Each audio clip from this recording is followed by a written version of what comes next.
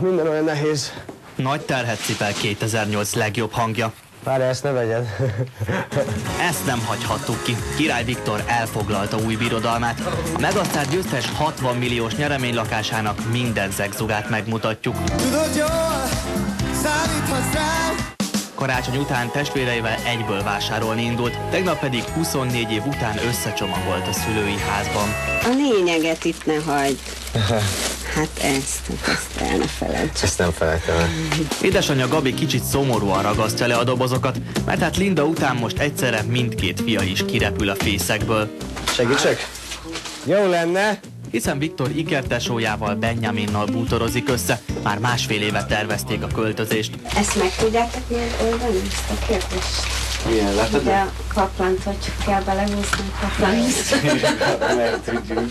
Ha például fel sem húzzák, úgy biztos, és képzeljék, a hálószobát ezzel az elektromos zongorával is feltöltik. Nem fogom hangosan hallgatni, azért szerintem egy rendes szomszéd leszek. Ha úgy nézzük, a szomszédok hallhatják először a legújabb slágereket. Mennünk kell.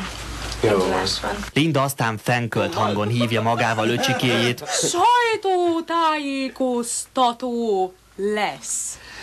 Jaj, de boldog vagyok! Gabiban most más érzések kavarognak, anyatigrisként kap Viktor felé. Vigyázz magadra.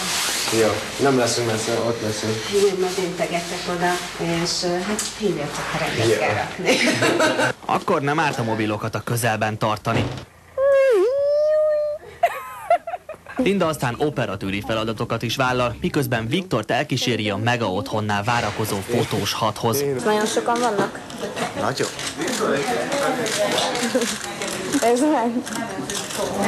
Közben Ben rakodó munkásnak áll, a fél napig dobozolt csomagokat új lakásukba szállítják. Amíg felhordják az összes pakkot, addig Viktort a lakópark vezetője Árpád vezeti körbe a luxusbirodalomban. Itt a 24 órás recepciónk, ide kapod meg a postáidat, és ide kell majd érte jönni. A kényelem pedig tovább fokozódik. Kokocs. Többféle szaunában izzadhat, A nap nagy részét szerintem itt fogom tölteni, ez biztos. vagy rágyúrhat izmaira a konditeremben, itt egyből össze is haverkodott új szomszédaival. Egy jó kis budi, és aztán március meg.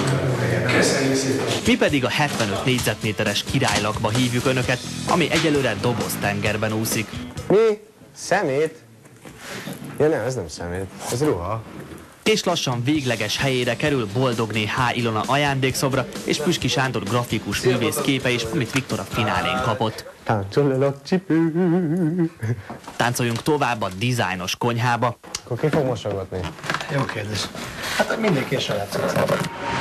2 fürdőszoba van, és íme a hálószoba. Jól látják, a Megasztár egyedül, a barátnője nélkül bújik ágyba. Azt mondja, tudatosan. Először családdal élni, aztán a második fázis, hogy egyedül, vagy egy lakótársa, de ez a kicsit ez a ugye legény lakás feeling.